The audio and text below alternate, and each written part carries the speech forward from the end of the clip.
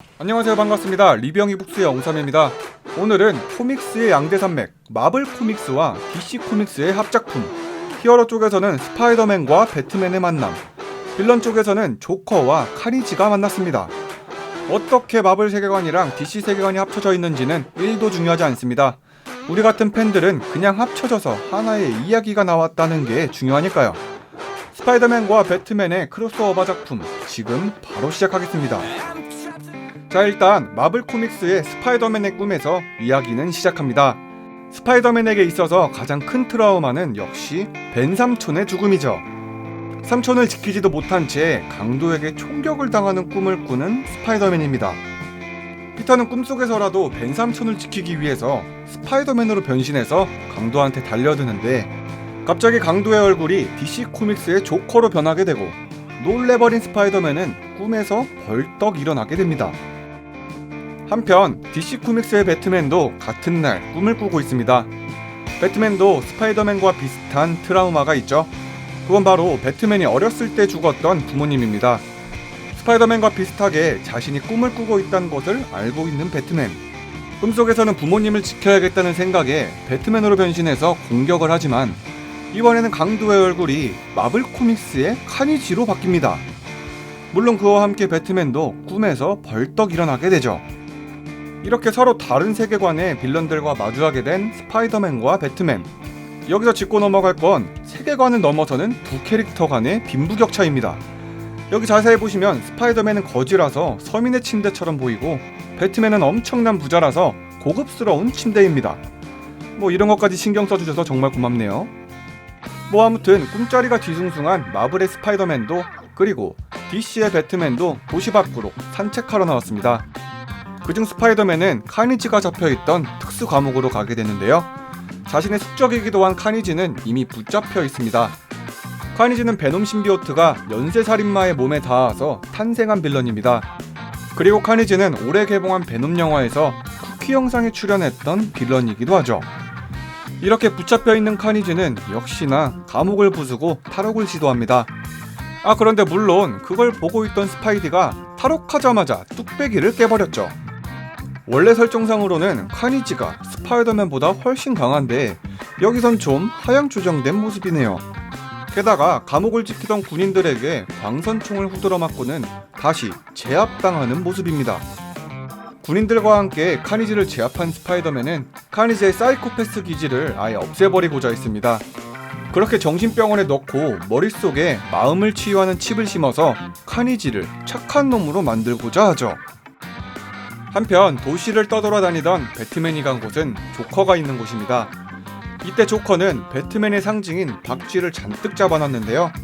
박쥐에게 바이러스를 심어서 고담 시티에 뿌려버리니 어쩌니 신나있는 상태죠. 역시 이런 조커를 등장하자마자 참교육시켜버리는 배트맨. 조커는 계획을 시작하기도 전에 박쥐도 뺏기고 맞기만 했습니다. 그래서 억울한지 배트맨의 목을 깨물어버리죠. 배트맨은 어이없어 하면서 조커를 후려쳐버립니다. 왠지 이번 코믹스에선 빌런들이 영 힘을 못 쓰네요. 조커도 배트맨한테 붙잡혀서 카니지가 수감되어 있던 정신병원으로 가게 됩니다. 실제로 머리에 칩을 넣었던 카니지가 착해진 것 같은 성과를 보자 배트맨도 조커에게 마음을 치유하는 칩을 넣는 수술을 하자는 이야기가 오고 가고 있죠. 결국 마블, DC 이 두 빌런은 머릿속에 칩을 넣었습니다. 그리고 차를 타고 요양원으로 가고 있었죠. 그런데 갑자기 차 안에서 카니지가 본래 흉폭하고 잔인한 모습으로 변하게 됩니다. 옆에 앉아있던 조커는 소리 지르면서 식겁하죠. 카니지는 본능적으로 조커가 자신과 비슷한 빌런이었다는 걸 눈치채고 조커를 놔주지 않습니다.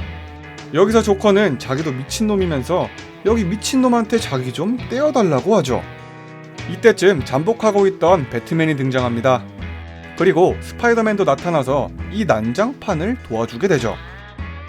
순식간에 배트맨, 스파이더맨, 카니지, 조커 4명의 환상적인 조합으로 맞다이를 뜹니다.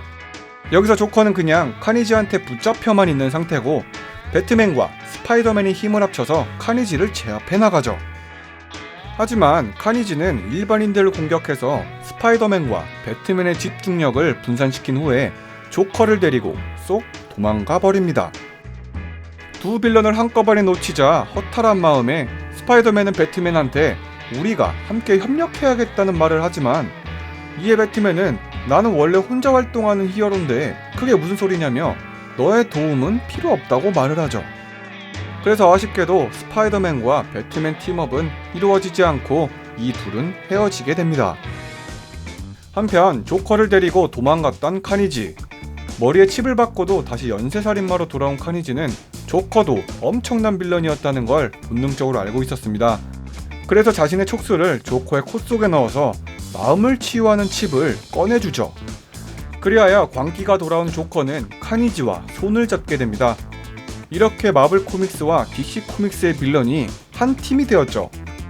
여차저차 배트맨한테 한번 거절당했던 스파이더맨은 그냥 도시에서 시민들만 도와주고 있었는데, 갑자기 배트맨이 배트카를 타고 스파이더맨한테 옵니다. 그리고는 이렇게 이야기하죠. 야, 타 주세요. 네네, 타주세요. 갑자기 공손하게 스파이더맨을 모시고 가는 배트맨. 배트맨은 조커와 카니지가 손을 잡은 걸 보고는 자기 혼자로는 안 되겠던지 스파이더맨의 도움이 필요했던 거였죠. 그래서 배트맨과 스파이더맨은 이 어두운 밤에 우정의 드라이브를 합니다. 배트맨은 아까 제안했었던 거미와 박쥐 팀업을 이뤄서 빌런들을 죽이러 가자는데, 스파이더맨은 아까 기분 나빴던지 이렇게 이야기를 하죠. 자기는 사실 배트맨 너를 기다린 게 아니라 DC의 슈퍼맨이 자기한테 올 줄 알았다고요. 갑자기 분위기가 싸해졌지만 급하게 농담이라고 변명을 하는 스파이디. 그때쯤 이 히어로들은 강력해진 조커와 카니지의 습격을 받게 됩니다. 과연 배트맨과 스파이더맨은 친해질 수 있을까요? 그리고 조커와 카니지, 이 미친놈 두 마리의 조합을 어떻게 해치울까요? 배트맨 그리고 스파이더맨의 조합, 마블 코믹스와 DC 코믹스의 조합, 위대한 히어로의 만남이었습니다. 이 코믹스는 사실 이야기보다 마블과 DC의 히어로가 만난다는 것 그 자체가 매력적인 코믹스입니다. 아까 오프닝 때도 말씀드렸지만 스파이디가 왜 고담으로 왔는지, 그리고 어떻게 해서 세계관이 합쳐질 수 있는지에 대한 설명은 생략되어 있죠. 하지만 그럼에도 불구하고 두 히어로가 같은 적을 설정해놓고 싸우고 힘을 합치는 모습을 볼 수 있는 게 이 책의 매력이죠. 스파이더맨과 배트맨은 각각 마블 코믹스, DC 코믹스 세계관의 독립적인 히어로지만 생각보다 공통점이 많습니다. 먼저 꿈에서도 등장했듯이 자신의 소중한 사람이 자기가 가장 약한 시절에 어처구니 없는 사건으로 죽었죠. 이 두 녀석은 자신들의 사건이 마음의 상처이면서 동시에 또 히어로가 되는 중요한 동기이기도 합니다. 그 외의 공통점으로는 둘 다 도시를 지키지만 스파이더맨은 거미줄로 날아다니고 배트맨은 날개로 활강하면서 움직인다는 것도 있고, 또 둘 다 쫄쫄이를 입고 다닌다는 것까지 있겠네요. 그리고 이 둘의 빌런도 조금 비슷합니다. DC의 조커는 모두가 아시겠지만 똘끼가 넘치는 사이코패스이고, 마블의 카니지도 미국을 상대로 연쇄살인과 연쇄테러를 일으킨 장본인이기도 하죠. 사실 오늘 리뷰한 코믹스처럼 캐릭터 간의 크로스오버 작품은 만들어지기 자체가 쉽지가 않습니다.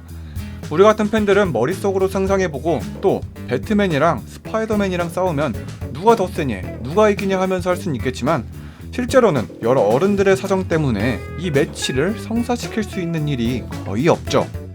기본적으로 마블 코믹스와 DC 코믹스가 협의를 해야 되고, 협의를 한다고 하더라도 양 회사의 스케줄이나 판권, 수익을 어떻게 나눌 건지에 대한 현실적인 문제 때문에 계약이 쉽지가 않습니다. 그리고 가장 중요한 건 크로스오버로 두 세계관을 합치게 되면 가장 어려운 것이 하나 있죠. 그건 바로 왜 이 둘이 만나게 되었는지에 대한 이유와, 만나긴 만나더라도 그 스토리를 잘 배합하고 이끌어 나가기가 어렵다는 거죠. 두 작품이 하나로 만나게 되면 작품 간의 설정 차이로 인해서 문제가 발생합니다. 이번 작품에서도 보이지만 파워 밸런스의 붕괴죠. 카니지는 사실 스파이더맨과 베놈이 함께 덤벼도 쉽게 이기지 못하는 빌런이지만, 이번 코믹스에선 스파이더맨 혼자만으로도 가볍게 제압했습니다. 이런 식으로 작품 간의 파워 밸런스를 맞추려다가 도리어 팬들의 비난을 받을 수도 있겠죠. 때문에 보통 이런 크로스오버 작품 쪽에서는 더 강력한 캐릭터가 많은 너프를 먹기도 합니다. 그래도 전 마블과 DC가 만났다는 거에 큰 의의를 두고 팝콘 뜯으면서 즐기기만 했습니다. 다음 영상은 여러분들이 댓글로 주시는 아이디어 중 제가 하나를 선정해서 컨텐츠로 만들어 보겠습니다. 이번 영상은 여기까지입니다. 영상 재밌게 보셨다면 좋아요, 구독하기 누르는 거 진짜로 잊지 마시고요. 그럼 지금까지 엉삼이었습니다.